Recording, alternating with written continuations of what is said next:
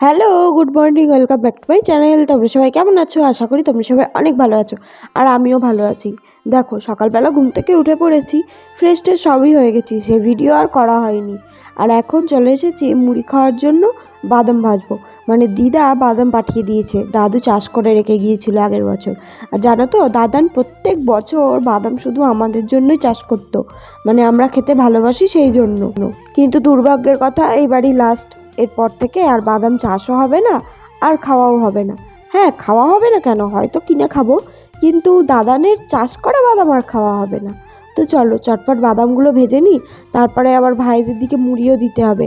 আজকেও একটা জায়গায় বেরোনোর আছে, মানে আমি শুধু বাবার বাড়ি এসে ঘুরেই চলেছি। কি বলবো বলো, যার বাড়ি যাবো না তারই তো রাগ হয়ে যাবে, তাই না? এই জন্য আমি চেষ্টা করি যে আমি যখনই আসি সবার বাড়ি একবার করে ঘুরে আসি। সবার বাড়ি বলতে কি, এই দাদুর বাড়ি, মাসির বাড়ি, ব্যাস এই দুটো জায়গায়। আর ছোটো মাসির বাড়ি আমি তো যাই, কারণ বিয়ের আগে সব থেকে বেশি বাড়ির পর যদি আমি কোথাও গিয়ে থেকে থাকি, তাহলে সেটা হচ্ছে আমার ছোটো মাসির বাড়ি। তারপরে দেখো, যে এক্সট্রা বাদামগুলো আছে সেগুলো একটা কৌটোর মধ্যে ঢেলে ফেলেছি। তার কারণ, যদি আমি কৌটোতে ভালোভাবে না রাখি না, পিঁমড়েতে যে কোথায় টেনে টেনে নিয়ে চলে যাবে, আর ওই বাদামগুলোর কোনো হদিশই পাওয়া যাবে না। তো এখন চটপট করে বাদামগুলো ভেজে নিই, ভাইদের দিকে মুড়ি দিয়ে দিই। তারপর তোমাদের সঙ্গে দেখা হচ্ছে, তোমরা পুরো ভিডিওটা দেখতে থাকো।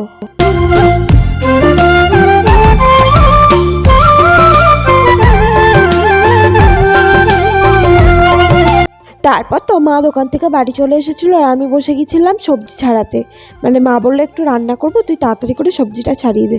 আর আমি জানো তো বটি করে একদম সবজি ছাড়াতেই পারি না, সেই কারণে মা এটা আবার আমার জন্য কিনে রেখেছে, যদি কখনো এসে ছাড়িয়ে টাড়িয়ে দিই, মায়ের একটু হেল্প হবে তার জন্য।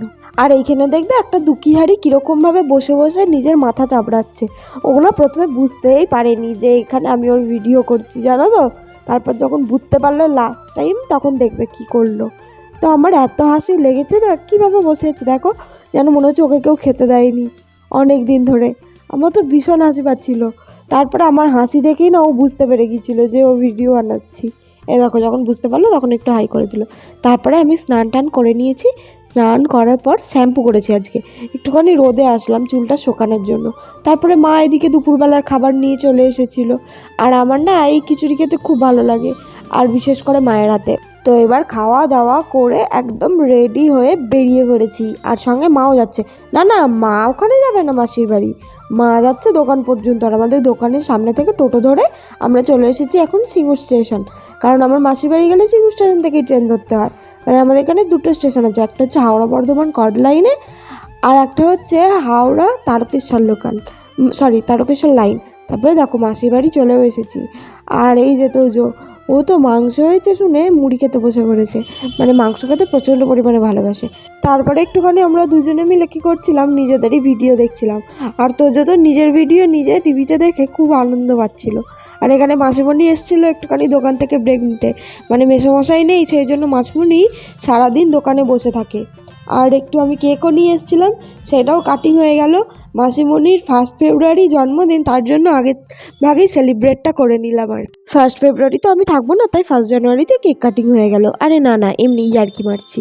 আসলে আমি কেকটা এমনিই নিয়ে এসেছিলাম, মানে মিষ্টি টিষ্টি আর কিছু নিয়ে আসিনি, ওই জন্য কেক নিয়ে এসেছিলাম।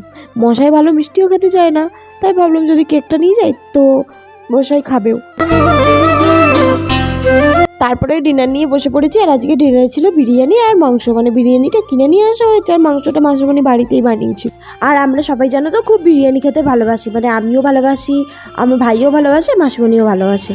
কিন্তু মশাই জানো তো আবার আমিষ খায় না, শুধু নিরামিষ খায়। মানে নিরামিষ বলতে শুধু মাছ, মাংস, ডিম, এই 3টে জিনিসই খায় না। আর মাসির বাড়িতে আসলে একটা কি প্রবলেম জানো তো, সেই 12:30টার সময় রাত্রিবেলার খাবার খাওয়া হয়, মশাই যখন বাড়িতে থাকে। আর এখন তো মশাই বাড়িতে নেই, কালকে ফিরবে, তো কালকে থেকে আবার সেই 12:30টার রুটিন স্টার্ট। আমি মাসিমণিকে তাই বলছিলাম যে এই জীবনে প্রথম তোমাদের বাড়ি এসে আমি তাড়াতাড়ি করে খেয়ে শুলাম।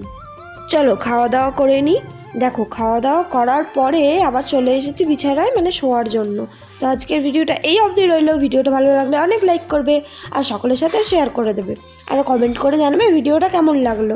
বাই।